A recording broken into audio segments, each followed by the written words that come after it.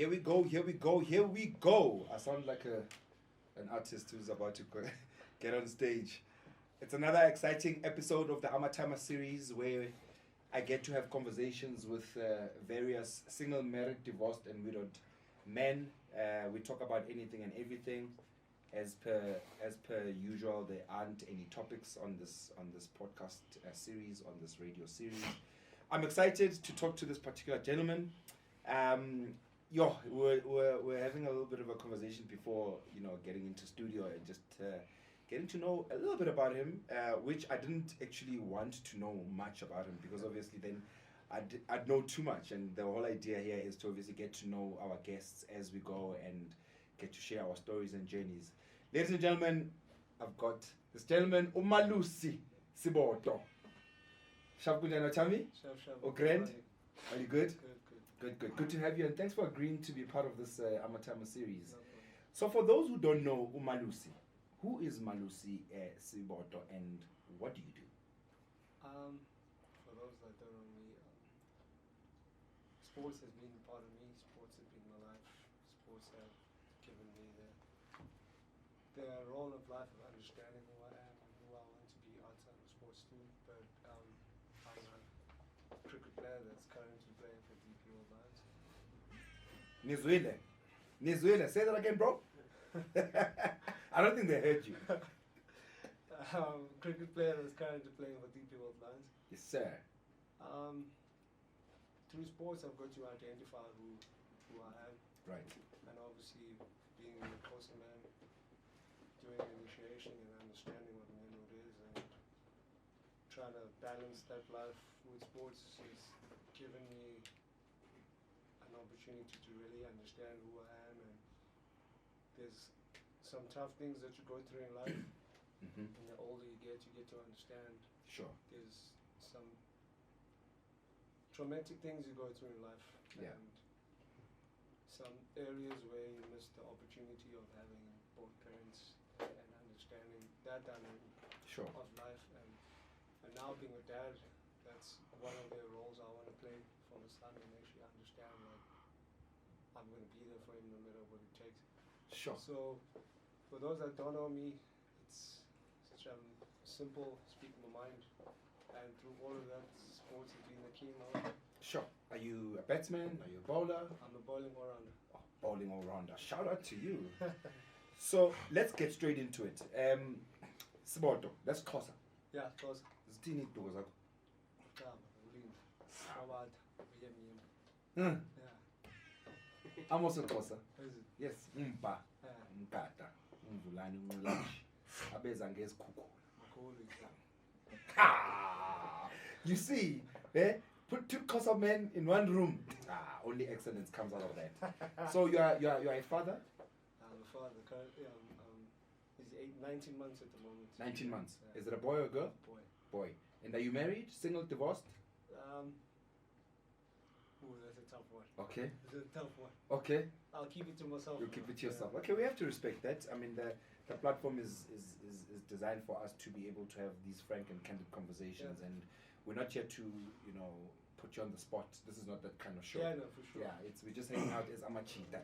So, what's the name of your son? Caleb Simpiwe. Caleb Simpiwe.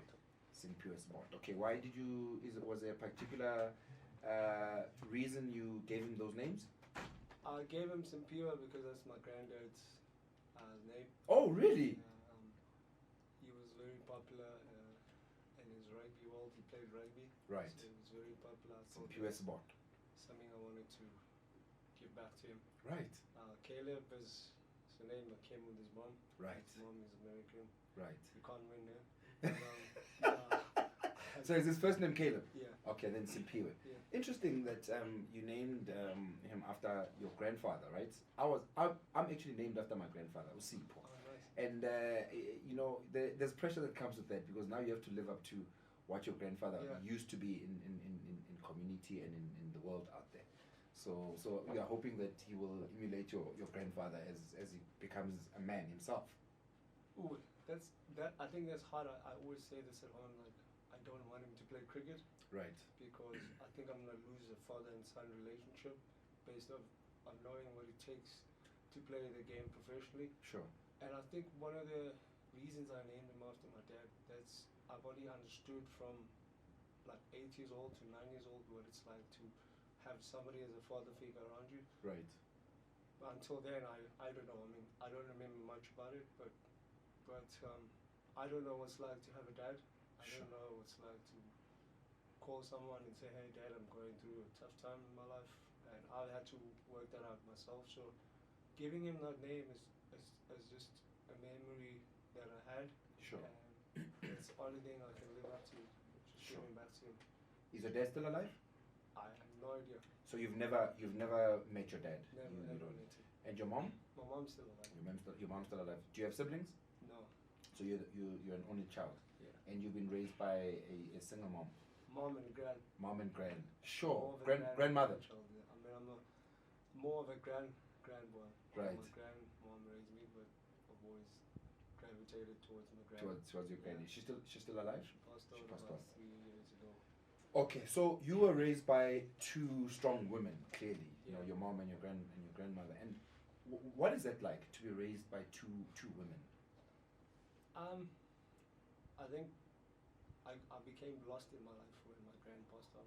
Mm. I was going through a tough time. I was married before, and I went through a divorce. And just the idea of knowing that I can't call her anymore to talk about. Sure. I think she was my cricket coach without her knowing. Because I could Sure. always talk about situations. And she understood the sport? I'd like to think so. And when I invited her to one of the final games we played, she still thought I was in university. I gave her money once. Every time I come home and give her money, she's like, "Don't keep it for your books." I'm like, "I left there 4 years ago. What are you talking about?" I'm in sport now. Yeah, but I think being raised by her made me understand a bit about myself and who I am and where I come from, Yeah. and who I want to be when I face certain situations. Sure. And so that's why I think I was lost in my life a bit when she passed on, because I didn't have that anymore. Mm. And it's still difficult right now to I can see. identify certain areas about myself. Mm. And I think that's why sometimes as a man I fall short in certain areas where I should do it with my eyes closed, but I just fall short in the sense that I really haven't opened up myself to understand other places from other men, or go to places where we can talk as men and Sure. teach each other certain areas where we can be better.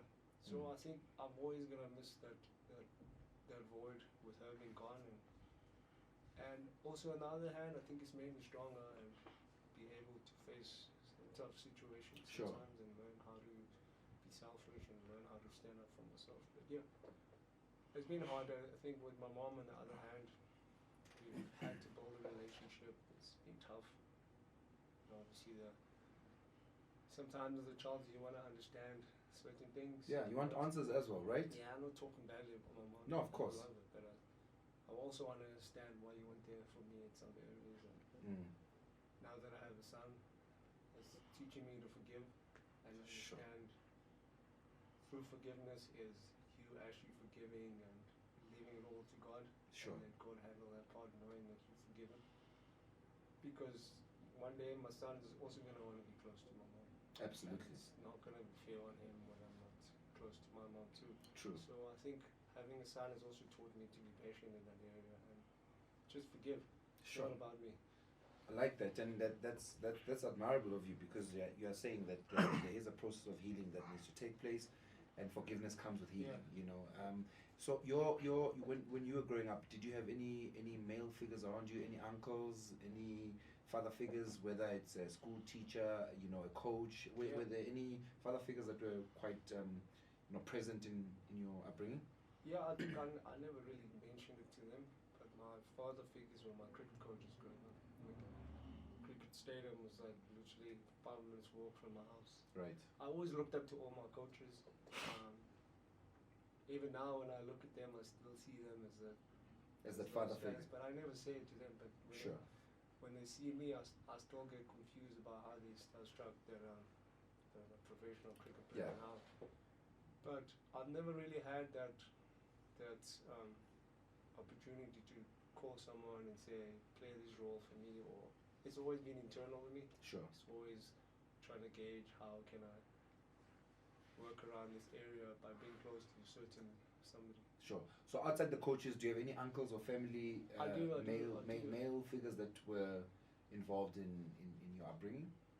No, not really. I do have uncles. I do have people also maybe tried to be there for me, but I never really open up that space. Because my Why? gran was there at the time. Is it because you want to protect your space as well? No, I feel like my gran was there at the time. My gran has always been somebody that I always gravitated towards, like I said, but I never really opened up to my uncles or anybody, even if they tried it, but it's always been about me and my gran. Sure. So your grandmother was quite a pivotal figure. Where was your grandfather? Had he passed on? Yeah, he had passed on at the time. Sure. Like I said earlier on, I only understood having a dad until I was 8, 9. Yeah. I don't remember much from it, but that's a memory I have. But until then, I just gravitated towards my gran. Towards your gran, yeah. Started to speak a lot about a lot of things, and yeah, I think it just became hard to open up anywhere else. Being in a relationship became hard to. I've always saw myself like sports as it. Even when she tried to understand me, it's like no. Yeah. But the older you get to understand. It's not always about me. Sure. You have to open up. You're not alone. Yeah. So I think I learned the hard way in that department to just open up to people sometimes, give people a chance. Sure. Are you angry at your dad, wherever he is? Funny enough, I've never really thought about it ever until somebody mentioned it. Like, what would I think if he rocked up with kids? I think the hardest thing with that is I'd always answer and say I'm always going to focus on the kids because it's not their fault. Sure. I'm always going to focus on these brothers or sisters that I have, if I do have, because I had a mom and a father at once. Now I've got a mom. So I think with him, I'll probably acknowledge the fact that he's taking the time to come and try and talk to me. I think it's not easy to do that as a man. Yeah. I think I'll respect him in that regard, but other than it, that's it. What would be the first thing you ask him? You're hitting it hard, Jay. You're hitting the spot. I like it. I'm just having a conversation with you as a brother, and please understand this. I'm not here to put you. If you're uncomfortable, you're more than welcome to say, listen, dude, not comfortable with that, and we keep it moving. Yeah, like I said, you're hitting the spot. I like it. Yeah. I've never really been asked this question in my life, and I think the most important thing is now that I'm a man and understand is certain things that maybe he was not given the opportunity, maybe he has, for me to just judge him. That would be hard, but the one thing I'd ask him is like, why didn't you even try it? Yeah. Try at least, try to understand, search for me or something. Sure. That's going to be a tough question for him to answer because right now we don't know what the reasons are. Yeah. We don't know what's stopped him from reaching out, and let's hope that maybe one day he will see this podcast and reach out, because at the end of the day, you know, we all need to have closure in certain parts of our lives and be able to move on, right? How are you raising your son with all these challenges that you've been through and growing up and being raised by your grandmother? Where are you drawing inspiration from in terms of raising your son? What's your blueprint? What are you using to raise your son? Just before I answer that, like something just hit me now. What you said, like I don't think we all need closure. Okay. Because closure can be the biggest screw up also. And bring the biggest pain as well. Yeah. Once you have closure, you realize I've wasted 20 years of my life being mad at this person for nothing, trying to understand what they're going to. I think closure can also be a damage. Yeah. As much as it can be success for somebody else. I think it just depends where you are in a stage in their life about closure. But that's just my view of it. Sure. And I think with my son, I just want to understand him for who he is. Yeah. I just want to be there for him where I can. But like I said earlier on to you, I want to ask you a question. Sure, Now go that for you it. brought that up. Now he's turning the tables around Yeah, on me. I do. I think sometimes as fathers, you work really hard. You know, you work really hard to become creative, to try Sure. and set the standard for yourself and your kids. But there's one thing we never ever talk about.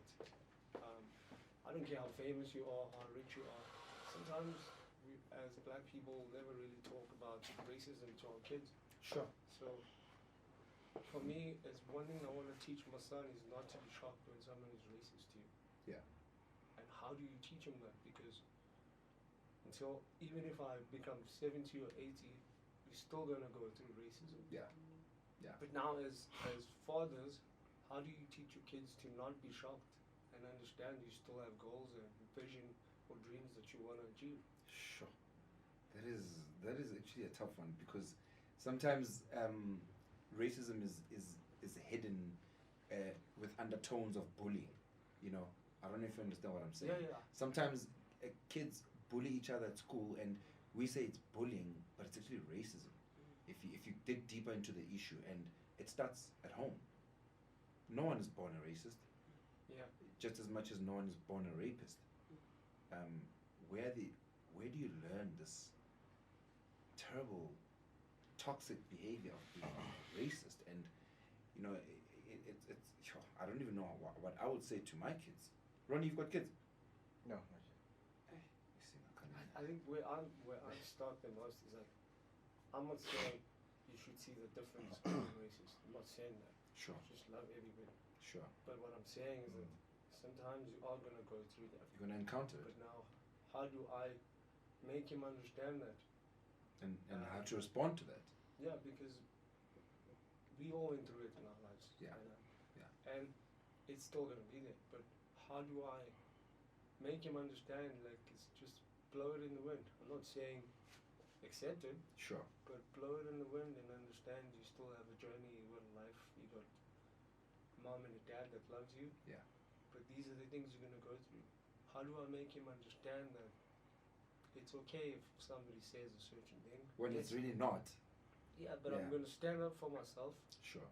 and through standing up for myself, there's also consequences that come with it. True. But how do I make him understand and not be surprised when it happens?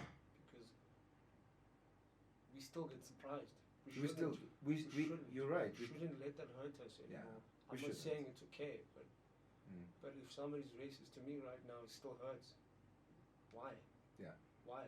What do I need to do to make sure that he doesn't get hurt, Sure. but he understands that it's there? Because those are one of the things that can ruin the day, It can mess up your entire you week. can lose a deal from that. Absolutely. But how do I make him understand like it's there, but don't be shocked when it happens? So is it a case of understanding and accepting certain things and tolerating certain things, but also not being okay with it? You know, I mean, and at what age do you have that conversation with your son? I mean, at what age do you sit him down to say, listen, there is something called racism, and this is what racism looks like, or this is what racism sounds like? Because sometimes racism is said in words, you know, undertone. Yeah, I think also, what's important, not playing victim of it. Sure. Because when you play a victim of it, you don't grow. Yeah. You accept it. You accept. And I think it's time that we teach kids the things that we were not taught. Absolutely. And it's important to do it. Sure. And obviously you want them to experience some things organically. Yeah, by sometimes, themselves, Not yeah. just us. Just Spoon feed them. saying that one, two, no, it's got to come from them. But Yeah. there's just certain things that Just they're to going to prepare come them. and ask you as a father too. Sure. And that's the first thing that comes into the mind.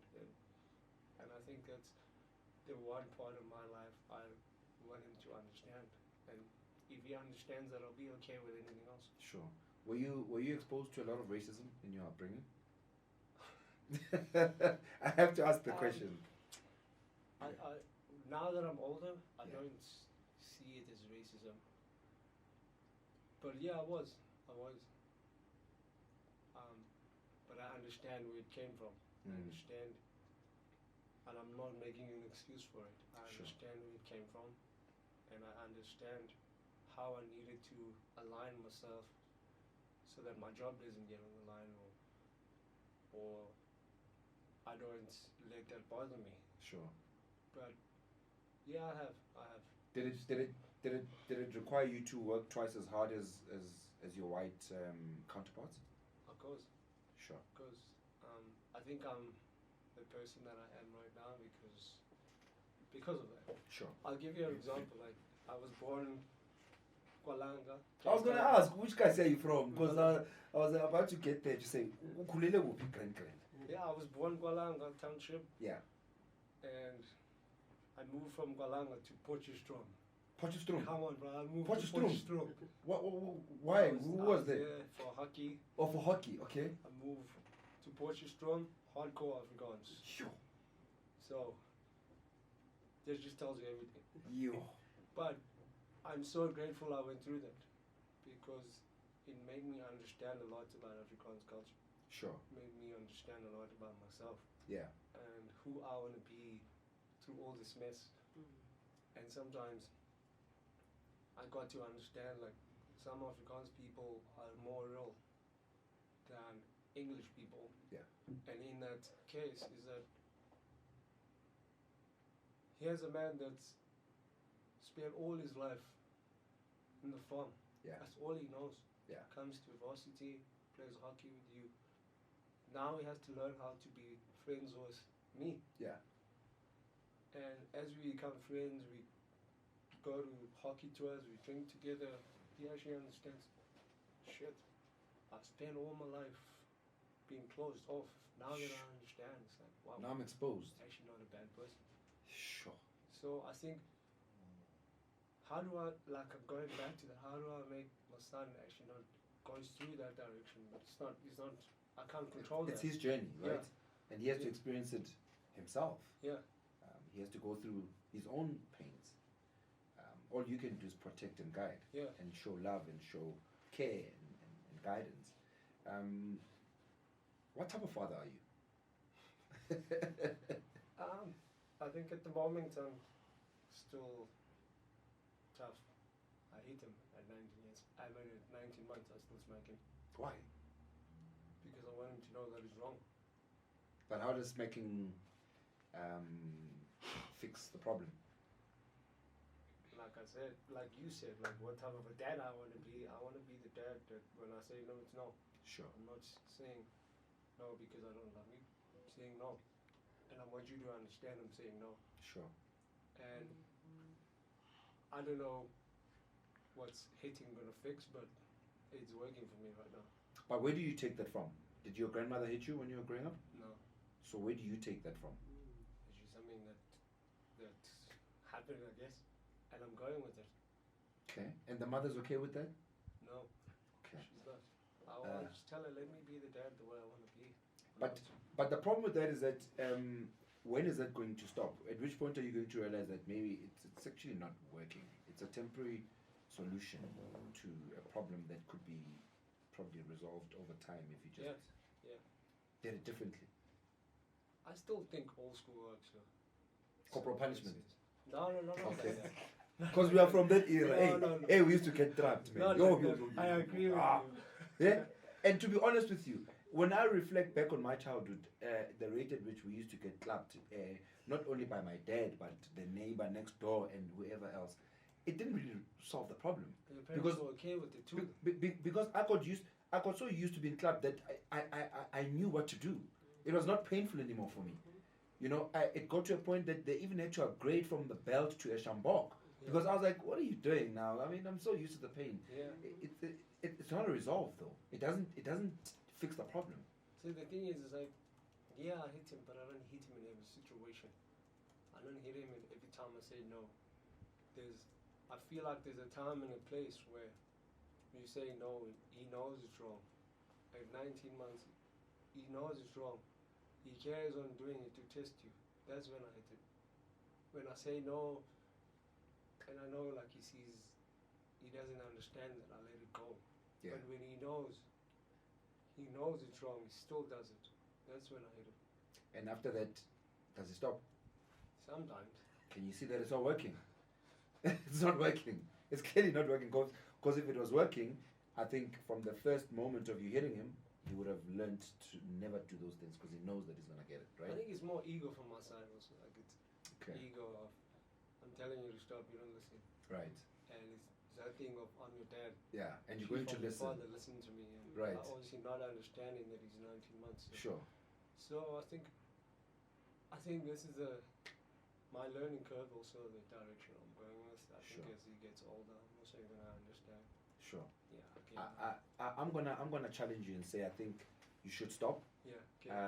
immediately, especially because you have no point of reference of where you got it from. Yeah. So if it was a case of maybe your grandmother used to do that to you, and now you're passing it on to him because of some childhood trauma or whatever, then I'd say, you know what, you need to seek professional help around that. Yeah.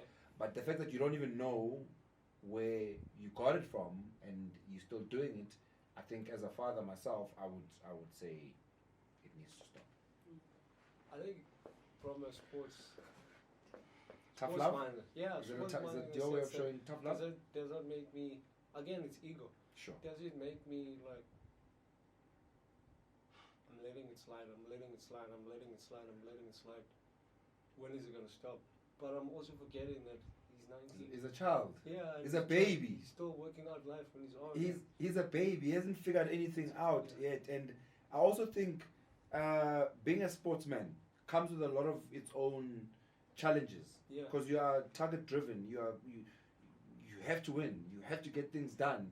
You know, when you put something to it, you want the results. Yeah. And when you don't get the results of you're reprimanding him, you almost feel like you're failing in your attempt to. But I still stand by this to say I think you should stop. I think It'll you should take stop. time. It'll take time. I'll get there eventually. I like the idea. Yeah. I'm not against your idea, but it will take. I'm not gonna say yeah, but you're not gonna be there. But Sure. you know what I mean? But Sure. it will take time. Sure. To take time. I think I'm also understanding as time goes. Sure. That What would you do if one day your son came and he said to you that he's gay? that's a conversation we have every day at home. Okay. And I think When you say we, your family unit. yeah. Okay. I think times have changed. Sure. You have to love everyone for who they are. Sure. And if he comes to me and he tells me that, great, I love you still. So the love doesn't change No, just it because doesn't your change. status. It's gonna be difficult to accept, but at the end of the day, they're still my son. Sure. It's never ever gonna change. It's still Yeah. gonna be my son. Yeah. So I won't be shocked if he tells me that, because it's something that I've prepared in my mind, and the love is not gonna change at Sure. all. So why would it be difficult? Is it difficult because of how you were raised and your upbringing, or why would it be difficult for you to hear such news from your son? Because I'm still old school. Right. I still That's why. believe- That's I'm going I- there. I Yeah. still believe a man should be a man and a woman should be a woman, Sure.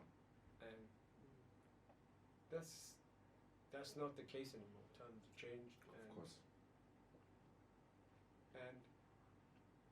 I think one of the things we don't understand, like, this is me not coming from a perspective of Sure. adjusting to. Sure. It's hard being gay. Being gay is difficult, and when you come out and say you're gay, it's brave. Yeah. It's not easy. Yeah. It's places you can't go to, and so that's me understanding.